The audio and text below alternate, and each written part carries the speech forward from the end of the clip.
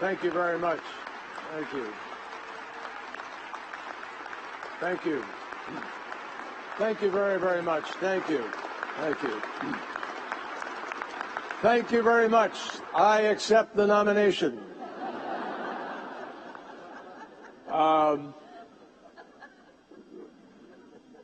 You have twice welcomed me by standing up, and I'm deeply appreciative. I will caution you all to remind you that Winston Churchill once said that the only reason people give a standing ovation is they desperately need an excuse to shift their underwear. I know you had a much more noble concept in mind.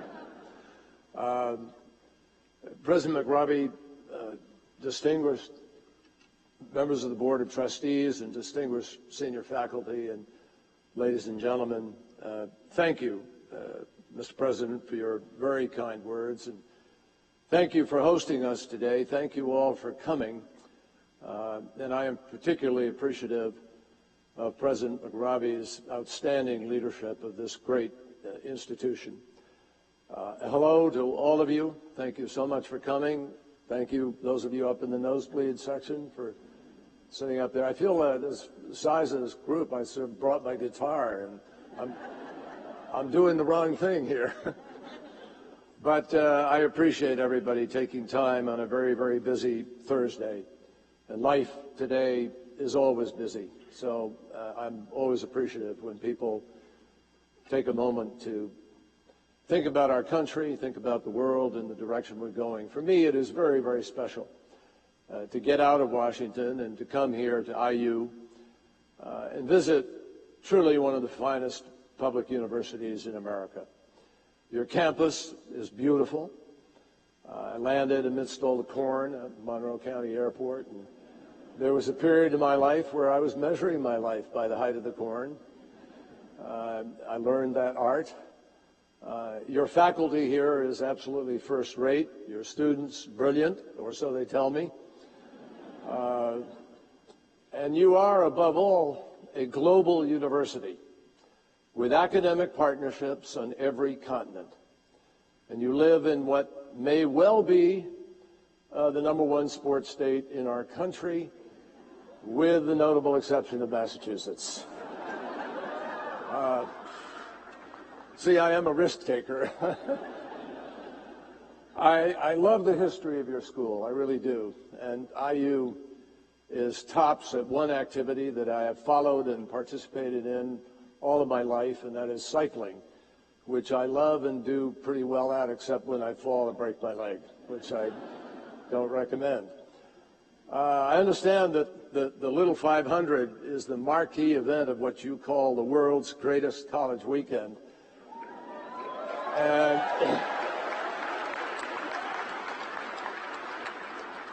And if I remember correctly, which is very doubtful, I think I enjoyed my share of those kinds of weekends a long time ago. But as you know, when you need it, your memory can play tricks on you. For example, I have managed to completely forget that when running for president in 2004, I was crushed in Indiana. I don't even think Larry Bird voted for me. But it's a good thing that I am resilient, and if I hadn't lost, by the way, did you notice the segue in the president's introduction? He said, and he was the nominee president in 2004, and then he didn't say lost, he just said then he was still. It's very, very gentle, very gentle. I appreciate it.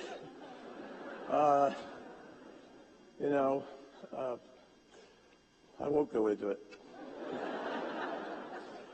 But if I hadn't lost, folks, I wouldn't be Secretary of State, and I wouldn't be taking on what I believe is one of the greatest jobs in the world. Speaking of good things, I want to congratulate everybody here who played a part in conceiving of and developing your new School of Global and International Studies. It's phenomenal. I just learned there are 70 different languages being taught, 70 different languages being taught, and you have, extraordinary number of Chinese and other students here on the campus, truly international, and underscores why this conversation today is so important, because you can't function in today's world without understanding the connection. I said many times from the day I was nominated that foreign policy is economic policy, and economic policy is foreign policy. And today that's more integrated, and the world is more integrated than ever before, to some people's chagrin, as we will discuss a little bit today. But the opening of this school is really in keeping with this university's very proud tradition, which Dr. McRobbie noted, of helping to explain the world to America and America to the world. And yes, as he said, we do have to understand each other, and to do that you have to listen, not just talk, and particularly not shout. You are very, very lucky also. Two people who've been already introduced twice, but I want to say a word or two about two foreign policy pathfinders who are involved in this endeavor. Senator Richard Lugar and I served on the Foreign Relations Committee together. He was my chairman, and I had the pleasure of working with him. And Representative Lee Hamilton, who I also worked with. Together, they were among the two most trusted figures in Washington, D.C., which I know today may sound to some like faint praise, but it is not. They were also, and they remain, deeply respected throughout and beyond our country for their wisdom, their patriotism, and their many legislative accomplishments. And their careers are exactly what true public service is all about, and I thank them, and I know you join me in thanking them for their extraordinary example of a lifetime. Thank you.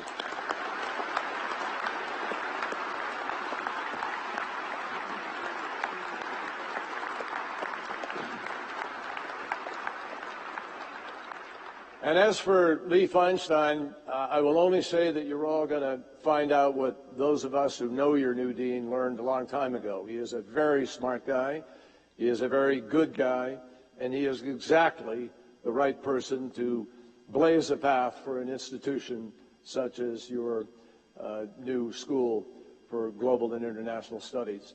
I congratulate him, and I commend all those students who are here for discovering what I hope your professors will agree is a legitimate excuse to skip a class.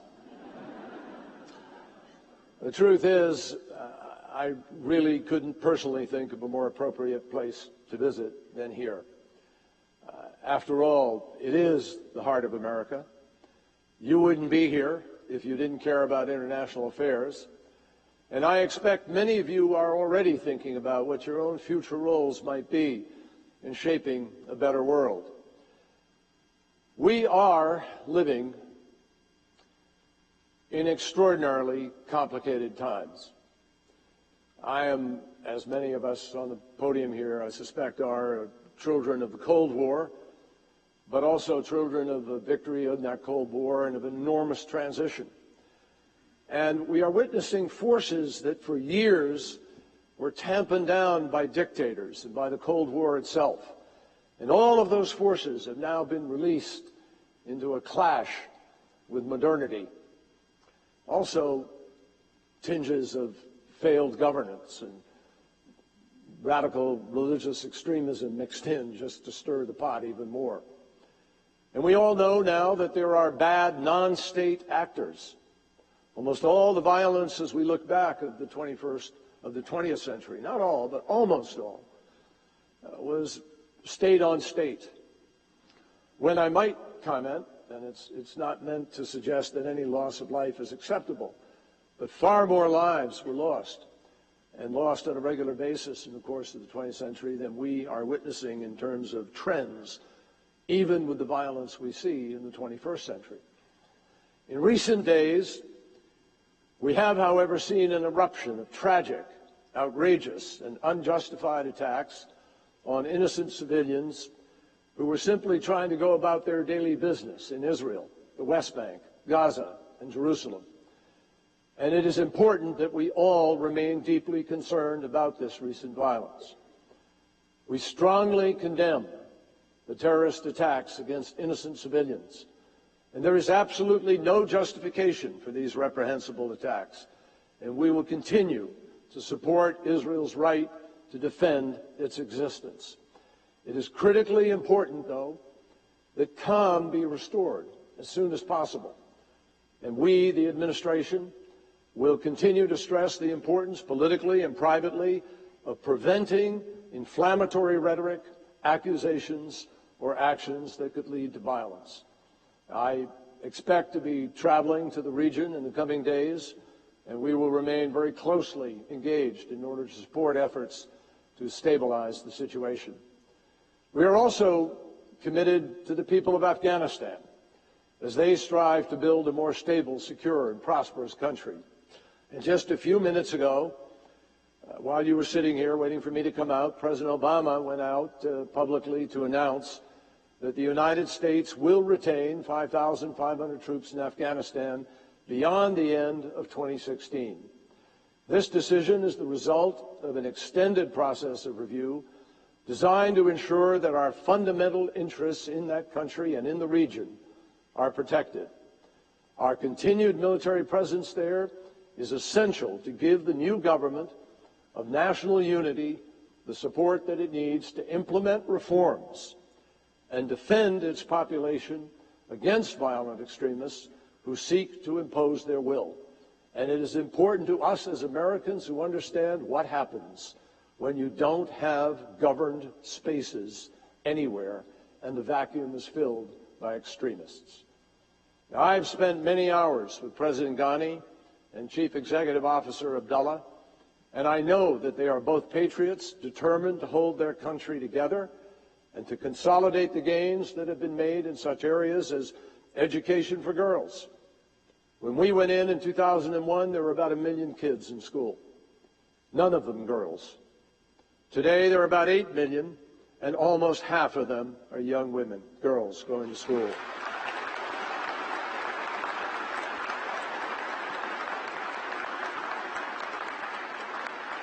There's been an extraordinary growth in the delivery of health care and representative governance. And President Obama's announcement today will help to protect our country as well as to help Afghanistan on this road to recovery. But the challenges posed by the attacks in Israel and the West Bank, and by the situation in Afghanistan, of course, are not the only signs of turbulence on the global scene.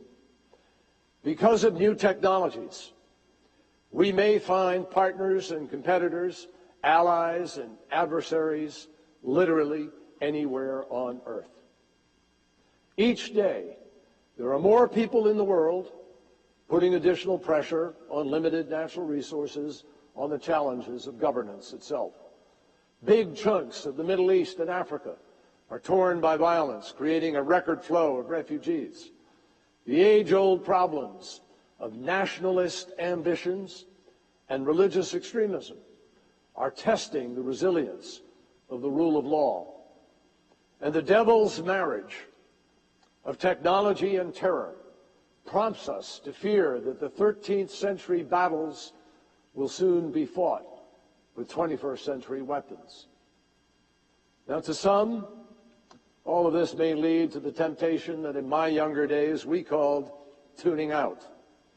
After all, why worry about what seems beyond your control? So let me be blunt. The complications of this era are neither reason nor excuse to duck our common responsibilities. On the contrary, it is precisely because of the complexity of this world that we are required to tackle the hardest challenges and live up to the magnificent legacy that we inherited. If that doesn't sound easy, my friends, it's because it isn't. In fact, it will require from us the same qualities of optimism and ambition that transformed the United States from a wilderness into the most remarkable democratic society on the face of the planet. Because in the midst of uncertainty, I have come to know one constant. We are a nation of doers, conceived in a revolution against the world's then leading empire.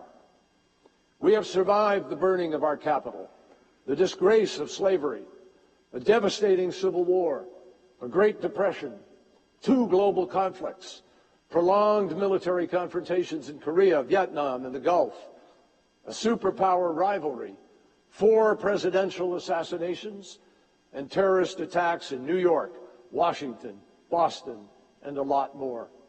And yes, we are not perfect. No one is. But we are resilient. And we are as strong, I think, as we have ever been. And as we look ahead, we seek not simply to address the immediate crisis of the day. Our strategy is to lay the groundwork for solutions that will strengthen the community of nations for decades to come. To succeed in that, we must mobilize the help and the support of allies and friends across the globe, because we can't do it alone. No nation can. We have to make the best use of every single foreign policy tool, from multilateral institutions to the selective and sometimes necessary use of force. We have to take into account the transformative impact of new technology, a world in which people are connected 24/7 every day. More people in poor countries still have smartphones than they do have access to running water or electricity. We need to uphold democratic principles and strengthen the rule of law. And we have to always be willing to invest in American leadership, not because it feels good, but because it makes a difference. Sometimes all the difference. And I believe that we can do all of this. And so does President Obama, with many reasons for great confidence in our capacity and in the road ahead. Now, there is a perception among some, and some argue it, even some running for president, that we should pull back, turn inwards, don't have to worry about the rest of this. Some suggest that the world is increasingly chaotic and even falling into disorder. Well, I disagree. Despite the many challenges that we face, as I travel the world, and as I talk to foreign ministers, prime ministers, presidents, people all across this planet, I don't sense an unraveling of the global fabric. I see a world that in critical areas is actually increasingly coming together. Now, let me give you 4 quick examples that underscore this. A trade agreement that represents 40% of the global economy, a potential climate accord that will require contributions from every nation, a nuclear agreement involving Iran, which the President mentioned, and 6 very different global powers that came together to help achieve it, and a counterterrorism coalition of more than 65 members, nations all, that carries with it the hopes of good and decent people everywhere. Each of these initiatives is distinct in purpose, but each requires both American leadership and the strong support of partners and friends. Each is a product of principle and pragmatism, embodying both what we should do and what we can do. And each will have an impact that extends beyond the headlines of the day. First, the arena of international economics and trade. Earlier this month, our negotiators finished work on one of the most significant trade agreements in history, the Trans-Pacific Partnership, or TPP as it's referred to. This is a big deal, literally, encompassing countries all around the Pacific Rim. And why should you care? Why does it matter to Indiana and every other state in the country? Well, Indiana is not exactly a Pacific state, but focus on the fact that Indiana's 3 leading trade partners are Canada, Mexico, and Japan, and all of them are part of TPP. So Indiana's exports, which are already at $35 billion, will likely increase under this agreement. And it isn't just big corporations that are going to benefit.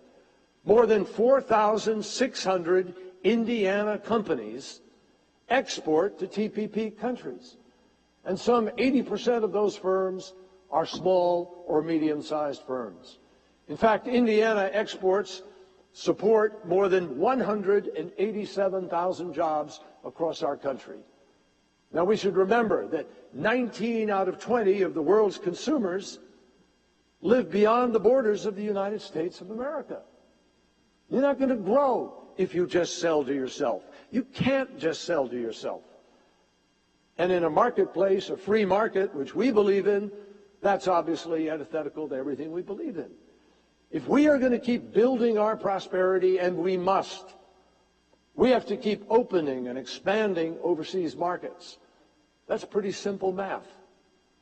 So the TPP is definitively a plus economically. But it's more than just another trade agreement. It is a genuine breakthrough in bringing disparate nations together to raise the international standards of labor and environmental norms. It is a struggle. This is a struggle really that goes back to the dawn of the industrial age, when union organizers and muckrakers argued that profits not be wrung from the sweat of exploited and underage workers. And the reformers said that the global trade ought to be something more than a competition to see which country could pay its workers the least and trash the environment the most. And they said we ought to aim higher than that. Well, guess what? It's exactly what we did. Let me be clear.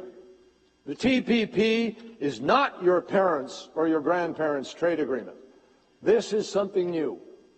Consider that every participant in the TPP has to comply with core environmental and labor standards. Every member has to refrain from using underage workers and unsafe workplaces. Everyone has to ensure that state-owned companies compete fairly with those that are privately owned. Everyone has to fight trade-related bribery and corruption. Everyone has to respect intellectual property. And everyone has to keep the promises that they make, because those promises are clearly enforceable within this agreement. Now, I know there are some who hear all of this and say they still don't want any part of it. They may still yearn for the good old days when many, if not most people, worked in one job in one town for their entire careers. I sympathize. I, too, have affection for the past because that's where I grew up.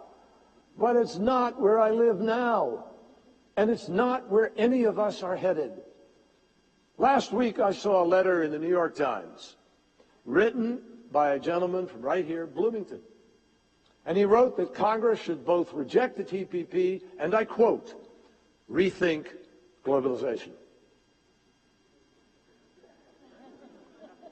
Rethink globalization? Now, just how are you going to do that? The most powerful country or person on the planet can't stop globalization. Globalization is driven not only by technology, but it is driven also by the aspirations of people around the world for an opportunity, for a better life. The truth is that globalization doesn't come with a reverse gear or an emergency brake. 1,000 different factors drive the jobs market, and the process of adapting to it can be very painful. But it just doesn't do any good to deny reality. Now, what does make sense, my friends, and it does, is to mitigate globalization's downside. It is to tame the worst instincts of unbridled capitalism and to have the kind of standards and regulations mutually arrived at that protect people against abuse and exploitation.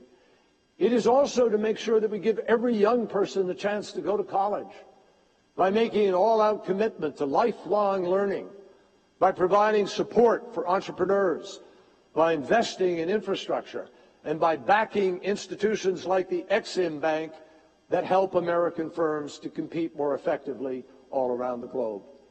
That is why the Obama administration is leading in each and every one of those areas I just listed. And despite concerns about globalization, polls show that most Americans view foreign trade as an opportunity, not a threat. And here's the reason. You know, you've all seen those duty-free stores at the airports, right? Well, America is pretty much one big duty-free shop. 70% of U.S. imports cross our borders tariff-free. But that's not the case with all of our trading partners. In fact, America's exporters face a wide range of high tariffs in many TPP countries. And that's why we have so much to gain from a deal that will eliminate over 18,000 foreign taxes on made in America products. A deal that will help our manufacturers, our farmers, and small business people to compete and win in fast-growing markets all around the globe. And what is more, the TPP matters for reasons far beyond trade. The Asia-Pacific includes 3 of the globe's 4 most populous countries and its 3 largest economies. Going forward, that region is going to have a huge say in shaping international rules of the road, on the internet, financial regulation, maritime security, the environment, many other areas of direct concern to the United States of America, to each and every one of you. And remember that in our era, economic and security issues overlap, as I mentioned. You can't lead one and lag on the other. By voting for this trade agreement, Congress can reinforce the message that the United States is and will remain a leading force for prosperity and security throughout the Asia-Pacific. And that will be welcome news for our allies and friends, a huge boost for stability in the region, an important step vital to our own well-being, and really good news for companies and workers here in America's Midwest. Now, a second critical area where the world is coming together is actually closely related to the first, and that is the challenge of the global environment, specifically climate change. And here, believe me, I have heard the deniers and the naysayers for years. We all have. For a long time, we've been listening to their wild theories and their lame excuses. Well, we're not scientists, so how can we have an opinion about climate change? I've heard that from the United States senators. Well, here you are learning and practicing critical thinking in a university. Are you telling me that the fact that you're not a scientist means you can't say that the earth spins and that clean air is better than dirty air? You don't have to be...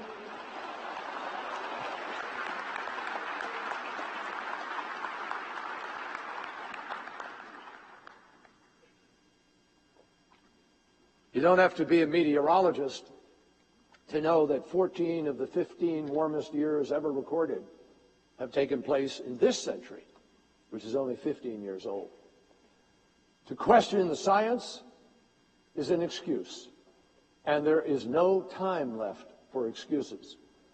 The scientific debate may have had legitimacy once upon a time, but it is over.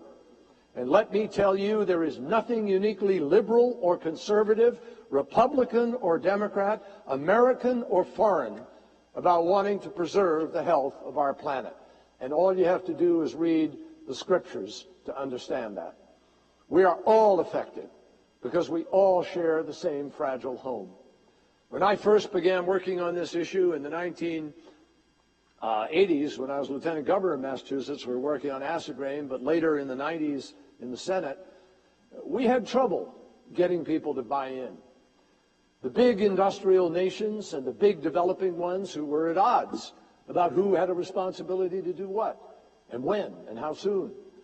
And a lot of people believed that curbing greenhouse gas emissions was not going to was not going to be good for the economy. It was going to bring their economies to a screeching halt. And finally, you had a lot of people believing simply what they wanted to believe, that climate change was something for future generations to worry about, not their own. But now, because of the mounting science and the realities that we are experiencing on the ground, people realize none of those objections ever really added up. And we have, I think, moved beyond them. If you're 29 years old today, the facts are pretty undeniable, because if you're 29, you have never lived with a month, not one month, that was cooler than the average of any month in the last century. Every year announced is the hottest year. We keep beating the hottest year. And this July was the hottest month in recorded history. And while we can't trace every particular storm or drought to climate change, there is no denying the record number of extreme weather events that we are already witnessing. In southeast Brazil, they're suffering through the worst drought in 80 years. In California, the worst drought in a century, plus wildfires. In Malawi, record floods. In the Arctic, whole villages are in danger. We were just up there with the president recently pointing out what is happening with permafrost thawing and the release of methane and the other challenges. We're seeing villages in danger of sea level rise. In the South Pacific, entire island nations are at risk. Changes in air and water temperatures are affecting the migration patterns of birds, butterflies, and fish. And we are also starting to see desertification and storms affect the migration patterns of people, and we will witness climate refugees, and already are in our lifetimes. And by the way, we're spending billions. I think we spent more than $100 billion in the last few years just to deal with the damages coming from all of this, rather than to invest in new energy, alternative energy, and ways of mitigating and avoiding the damage in the first place. The good news is that while all of this was happening, something else has been taking place. First, more people are realizing that overdependence on carbon-based fuels is a loser, environmentally and economically. Sure, there are still those who claim you can't afford to transform our energy mix, but the reality is we can't afford not to. We are on the cusp of whole new industries, whole new applications in wind and solar, energy-efficient vehicles, conservation, biofuels. Scientific cooperation and technology sharing agreements in those fields have become a major part of our diplomacy. It's even a big issue in the Middle East, where countries like Saudi Arabia and Kuwait who built their countries on oil, are making major investments in regional assets other than petroleum. It's called sunshine. So let's be clear. Curbing climate change is not only an environmental imperative, it is a chance to tap well springs of innovation that will enable us to go green and put something green in our wallets at the same time. To do good and to do well at the same time is not a bad political equation. To be honest, when I became Secretary of State, I was told that climate change was not likely to be a promising area for diplomacy. And China was a big part of the reason, because we'd been completely opposed to each other at the last global meeting on climate in Copenhagen. And China was leading the charge of 77 nations to say, your responsibility, not ours. China and the United States are now the two largest emitters of greenhouse gases in the world, just shy of 50% of all the gases. But earlier efforts of cooperation were non-starters. So shortly after I was sworn in that February date that the President mentioned, I think I went to China in late March, early April. And I had called them 2 weeks earlier, called my counterpart and said, look, here's what we need to do. We need to come together. We've got to find a way to work on this. And when I come, I have a plan. We're going to lay it down, and let's see if we can do this. I proposed the start of regular formal discussions with China that could break down the barriers and begin to build up our capacity to work together, and laid out every aspect of the issue in a systematic way. Last fall, I invited the Chinese state counselor to my hometown of Boston to talk about what more our nations could do together in order to tackle the problem. And then in January, after we'd laid the groundwork, President Obama went to Beijing for further talks. The result was a spectacle that few expected. The American and Chinese presidents standing side by side in the Great Hall in Beijing to announce their agreement to announce their nation's respective greenhouse gas emissions targets for the years to come. The substance mattered. It was a dramatic moment of transformation, where China and the United States joined together, and it took away the excuse from less developed countries. And the symbolic breakthrough of this coordination was bigger than many of us maybe even anticipated. Since then, every major economy in the world and 150 nations have come forward with their own set of targets, or in the case of India, unveiled a plan to make massive new investments in alternative energy. In just 2 months, representatives from around the world will gather in Paris to approve what I hope will be by far the most ambitious agreement on global climate ever reached. And hopefully it will send a signal to the marketplace. Now, there's still many issues to be resolved, but the momentum is building. And skeptics argue that even a strong agreement is likely to fall short of what is needed. The answer is yes, it is going to fall short of what is needed. This is going to prove to be the best that we can achieve at this moment, but it's going to elicit extraordinary buy-in at the grassroots level around the world. Mayors, we just had an event in Washington with former Mayor Mike Bloomberg, and bringing mayors from around the world together to show what can happen at grassroots levels to move where federal governments are unwilling to move. And if what we agree to in Paris is considered the least that we must do instead of the most that we can do, in other words, if we treat it like a floor and not a ceiling, then we can continue right on doing more as the technology begins to lower the prices and as businesses begin to make investments that are different in how they power their business and how people run their communities, because they see that is the future.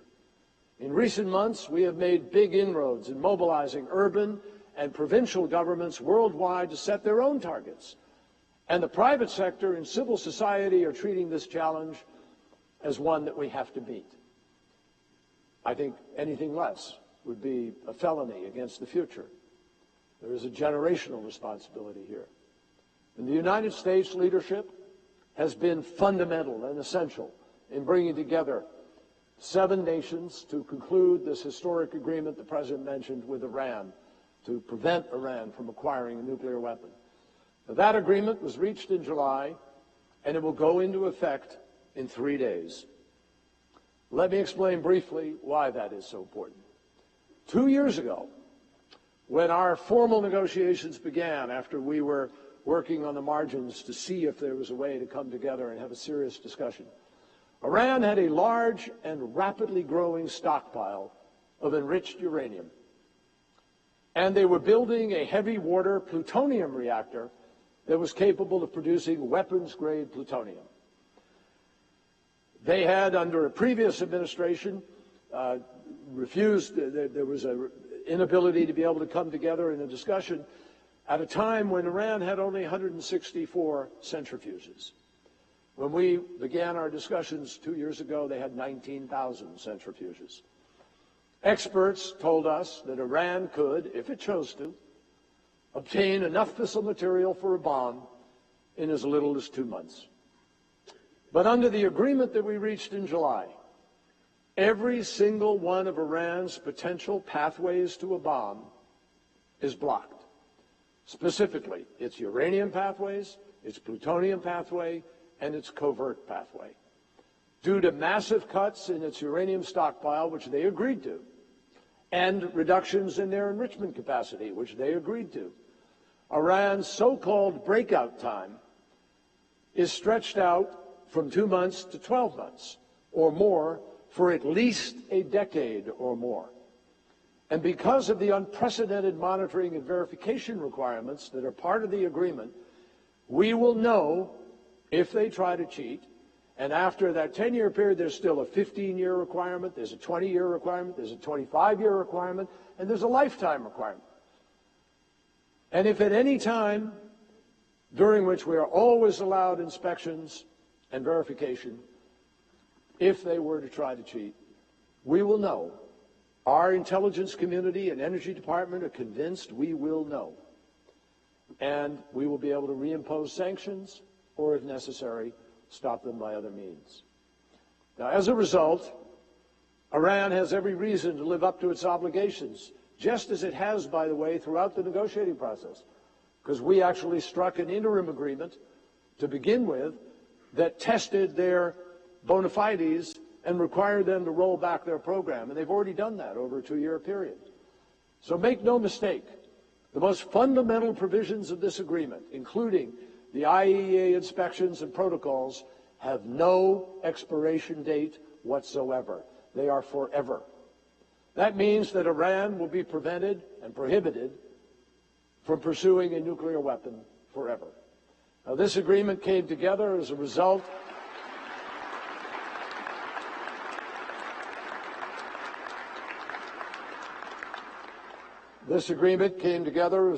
of tough diplomacy that extended over 2 presidencies. And we began with sanctions, but sanctions were a means, not an end. Only by direct negotiations with support from a broad array of partners, including Russia and China, by the way, were we able to convince Iran's top officials to accept the severe limits on their nuclear program. And we are moving now to the implementation stage, and it is essential that we will maintain our vigilance, our unity of approach, and our common purpose. Now, the Middle East remains a deeply troubled place, but every problem in the region would be made much worse if countries were to move towards nuclear weapons. The Iran agreement is the best way to ensure that this possibility is foreclosed now and for all time. And every nation in the region, including our key allies, is safer because of this agreement. Now, there's a 4th final challenge I just want to mention that may well be the defining challenge of our generation, and that is the fight against international terrorist organizations. Country after country, from the Maghreb, from Northern Africa, through the Middle East to South Central Asia and into Asia, have populations with millions of kids, millions of young people. In many cases, these countries are 65%, if not 60%, under the age of 35, 30, 50% under the age of 21, 40% under the age of 18. And if these kids do not get a chance at education, and they have no opportunity because of corruption and bad governance, and their states are failing, we will feel it. Already we know this from ISIS and Al-Qaeda and other entities. So the United States has, under President Obama's leadership, taken the lead in building more than a 65-member coalition to take on ISIL. And we are working every multilateral fora to engage states, civic organizations, NGOs, faith-based groups in the fight against violent extremism. As I speak, not a single country sponsors or endorses the kind of vicious and indiscriminate violence perpetrated by such groups as Daesh, ISIL, in the Middle East, or Al-Shabaab in East Africa, or Boko Haram in West Africa. And the reason is that opposition to international terrorists and repugnance at their actions has become a powerful unifying force. And that is as it should be. Because these terrorists are so depraved, they give new meaning to the word evil. Their crimes go way beyond theft and destruction. They are smuggling and extorters. They destroy ancient cultural treasures. They attack schools, and by the way, by attacking those ancient treasures, attack all of history and all of culture and all of our values. They butcher teachers. They kill people because of who they are, what they believe. A Jordanian pilot burned alive, beheading innocent journalists, abducting boys to turn them into killers, literally auctioning off terrified girls in modern-day slave markets, complete with notarized sales contracts, and using the term marriage to describe what is actually systematic rape. And rape used not just as an instrument of war, but as a way of life. These terrorists would like the world to believe that all of this is being done in response to God's will. Well, to use a diplomatic term of art, that is complete and utter garbage. The breakdown of regional order, coupled with Daesh's ability to manipulate social media, have obviously enabled it to recruit and occupy some territory. And what they appeal to are these minds that are left out there, people who don't feel they have an alternative opportunity. Now, none of that means they're going to succeed in the long run automatically, Leaders of Daesh claim to be creating a pure Islamic state, but the reality is that their values are not Islamic. Their state is a fiction, and they have nothing real to offer anyone except destruction and death, and live my way exactly as I tell you to. I believe Daesh is doomed to fail, but it has the ability to inflict immense suffering between now and when that failure is fully realized.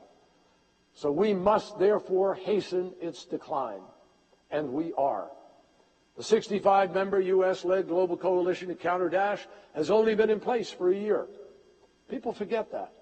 14 months ago, it didn't even exist. But we've already accomplished a lot.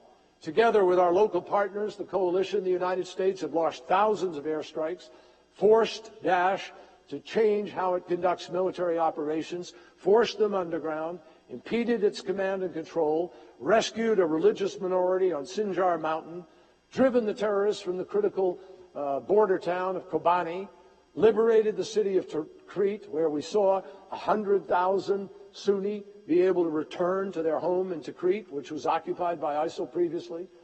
We've protected Baghdad, secured the Turkish-Syrian border east of the Euphrates River, and we're working on the west. And the coalition continues to strike Daesh targets in both Iraq and Syria, degrading its leadership and putting it under more pressure than ever before. Meanwhile, our allies are taking a more active role, and President Obama recently gave a green light to sending higher quantities of ammunition and other aid to our partners on the ground. In Syria, we see a chance to increase pressure on Daesh from more than one direction, especially if Russia makes good on its commitment, repeated many times, to help. The point we have made to the Russians, however, is that it would be totally self-defeating to the point of farce to try at the same time to prop up Bashar al-Assad and his murderous regime, which seems to be precisely what Moscow wants to do. And I have reminded the Russians, the Syrian civil war began because Assad responded to peaceful youth demonstrations, part of the Arab Spring, by sending in thugs to beat people up. And when the parents objected to how their kids were treated, and they turned out to protect their children, the regime responded by firing bullets. Having made peaceful change impossible, Assad made violence inevitable, and thereby paved the way for Daesh to emerge. The fact is that to this day, Assad and Daesh feed off of each other because the cruelty of each drives the desperate into the arms of the other. And this cycle of horror has to stop.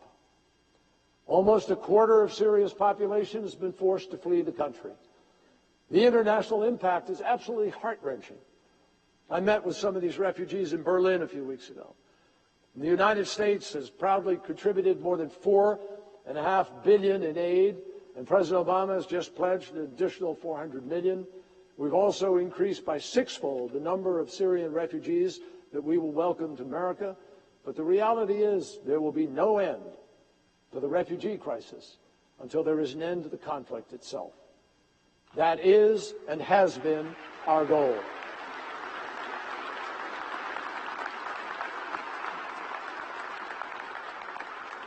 And I literally leave tomorrow morning to go abroad to begin conversations that will take us through the next weeks to see if we can find the way to do that. That is why we have supported human rights monitors and war crimes investigations. We've pushed hard for humanitarian access. We work closely with a broad array of opposition groups, and we have provided equipment and training to moderates. We also led a successful international effort to eliminate Syria's declared inventory of chemical weapons. Remember that. People forget that. The president gets criticized because he didn't drop a couple of bombs for 10 hours. But that wouldn't have gotten rid of the chemical weapons.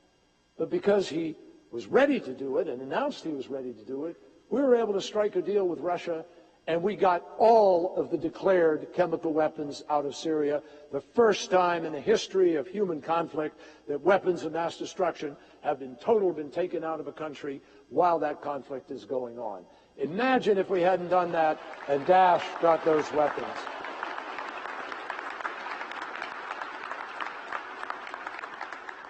Imagine the devastation that the terrorists would have at their fingertips if they'd gotten a hold of an entire arsenal of sophisticated lethal chemical arms. Now, to find a way out of this hell, we have to change the political order of battle. This is basic, and it begins with a crystal clear understanding that the choices between Assad and Daesh is no choice at all. What does that mean?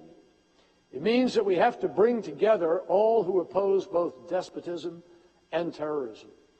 And the way to do that is through a diplomatic process that gives hope to every Syrian who wants to marginalize the extremists and put in place a government capable of uniting and leading the whole country. For Russian leaders, the choice is clear. They can join in supporting a plan to drive Daesh back and create room for a more unifying set of Syrian leaders, or they can invest their arms and prestige on behalf of a dictator who is despised by the vast majority of his countrymen and hated throughout much of the region. Whatever Russia does, the United States will continue to support a future for Syria that rejects both terror and tyranny, and that seeks instead to end the killing and build a more stable and inclusive future. So I come to you today to describe an America that is more engaged in more parts of the world, with more initiatives to bring about change and more development efforts than in any time in American history. In Europe, we are standing firm with Ukraine. We've led the charge against Ebola, and just recently it was announced, after the predictions of 1 million people dying by last Christmas, that those countries are Ebola-free. Due primarily to the leadership of America and its partners, not just now, but over the course of decades, a child born today, girl or boy, has a far better chance than a child born at any previous time to survive infancy, to get the nutrition needed to grow up healthy, to attend school, to have a basic medical care, and to live to the age of 70 or more. In recent years, the world has cut in half the percentage of people living in extreme poverty, and with U.S. contributions showing the way, we are making steady progress towards the first AIDS-free generation in more than 30 years.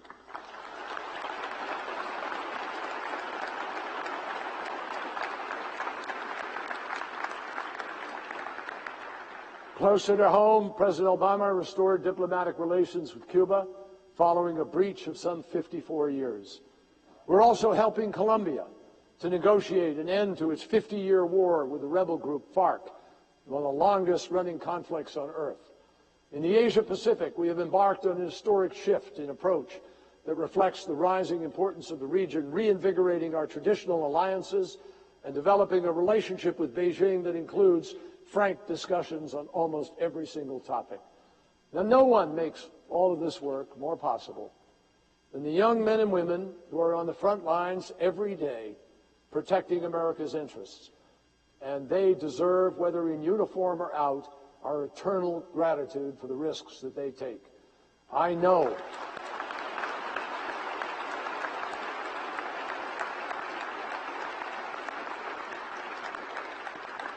I am privileged to see them at work all the time. And I see people in our diplomatic outposts who are literally putting their lives on the line for our country, many in lands of widespread poverty and insecurity. And they don't just go abroad to sit behind barriers and talk to each other. They go because they want to be the voice on the other end of the phone when Americans who are traveling get in trouble. They want to help our business people establish contacts that can create jobs. They want to show that the United States cares when journalists or human rights workers or democracy advocates or religious groups are persecuted. And they want to sit down with foreign officials to plan how our nations can best help each other now and in the future. Remember, leadership isn't just a button that you push in time of emergency. Leadership must be backed by resources, and it can't be sustained on the cheap. Ask any pollster, and she will tell you that the average American believes we spend as much as 25%, some even say 50%, of our national budget on foreign aid. In fact, my friends, aside from Defense Department, everything we do in diplomacy, all of our USAID, all our development work, all of our diplomats, all of our outreach is 1 penny on the dollar, $1 on the $100 spent. I repeat, $1 out of every 100. And most of that money is devoted to helping other countries help us by safeguarding nuclear materials, countering terrorism, defeating international crime syndicates, assisting U.S. travelers, and so on. When we cut back on these funds, we make it harder to defend our citizens and harder for America to lead. We are hurting ourselves. So to all those of you here who are thinking about a future, I invite you to come and join us. Join the State Department. Apply to the Foreign Service or the Civil Service. Contact the U.S. Agency for International Development. Enlist in the Peace Corps or participate in one of the many partnerships the State Department has forged with diaspora communities, faith-based groups, and students such as yourselves. I ask you a simple question. Would you rather spend the next 40 years complaining about the world, or would you like to try to improve it? Your country needs you.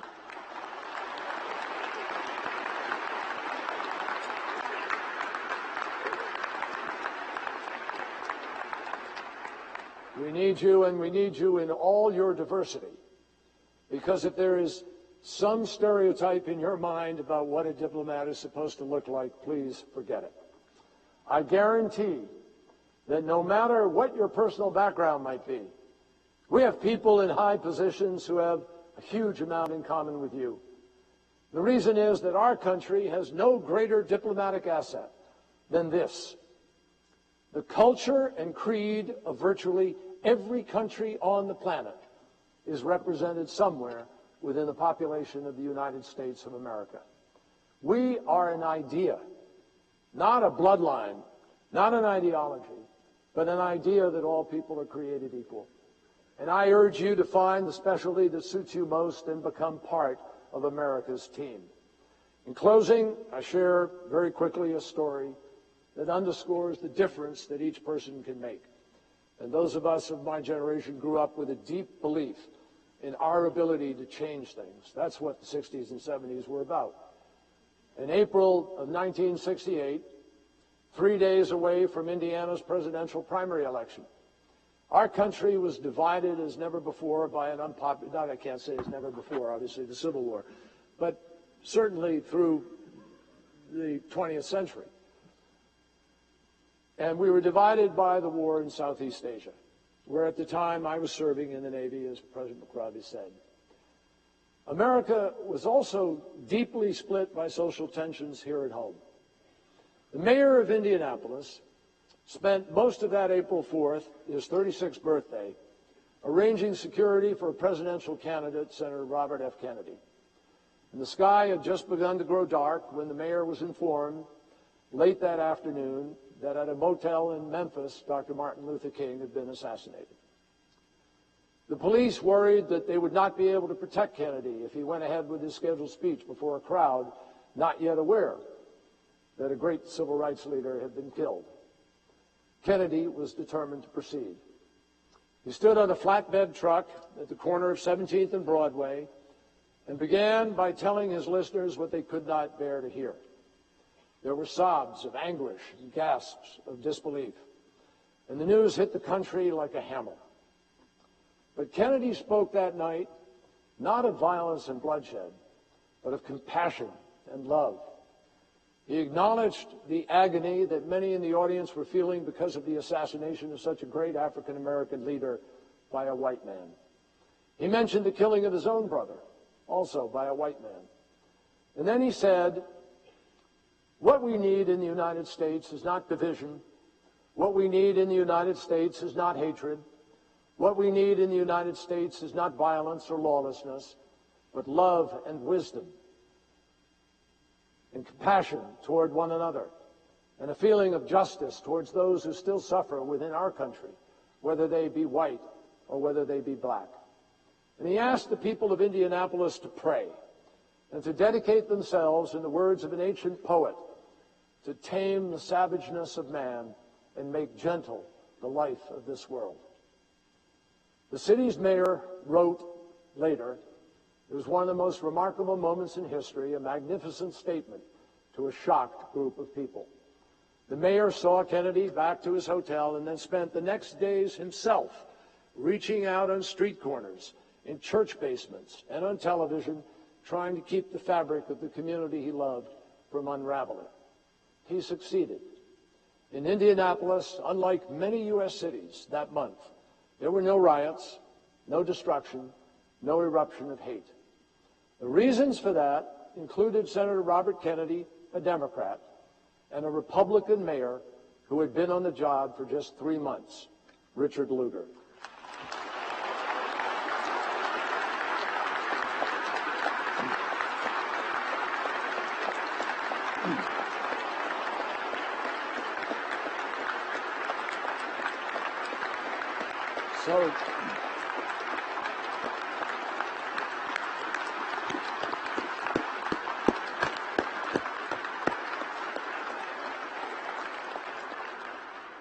So my friends, Robert Kennedy also gave one of the great speeches that inspired me in South Africa when he talked about how each of us can make a difference.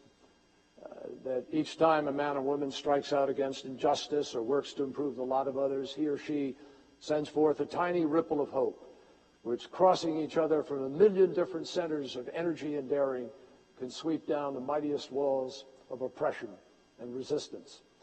I hope that you will leave here inspired and driven by that goal of bringing people together, but on a broader canvas.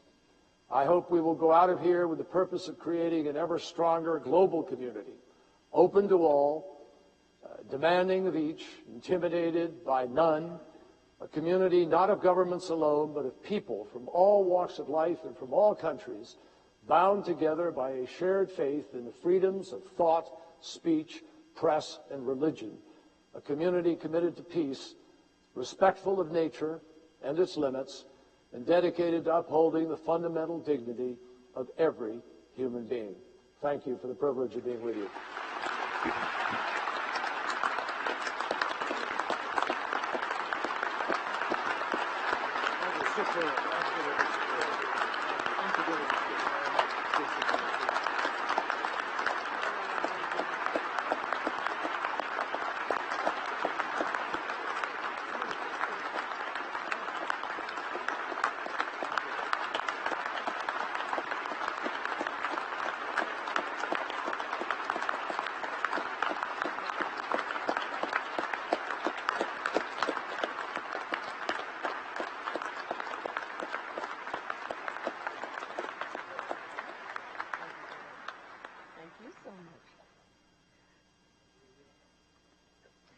Mr. Secretary.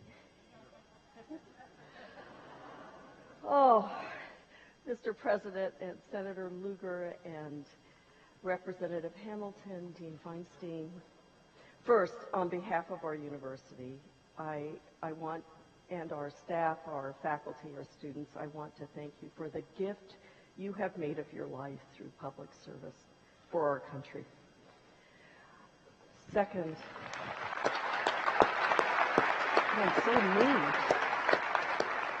Second, thank you so very much for being here with us as we inaugurate our School of Global and International Studies.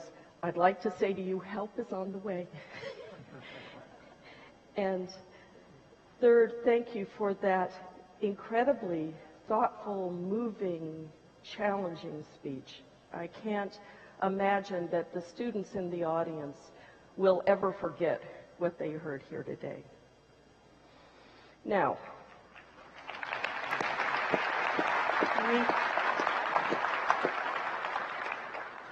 your fans here in Bloomington have noticed that you are an intrepid cyclist, and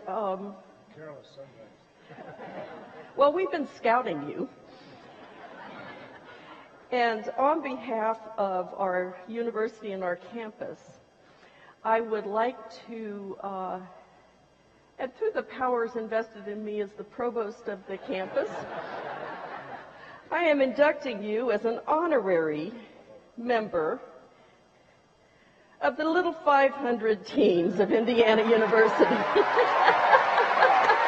Thank you so much.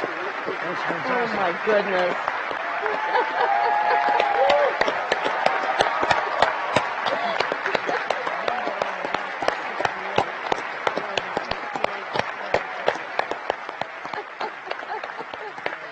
Ha ha ha.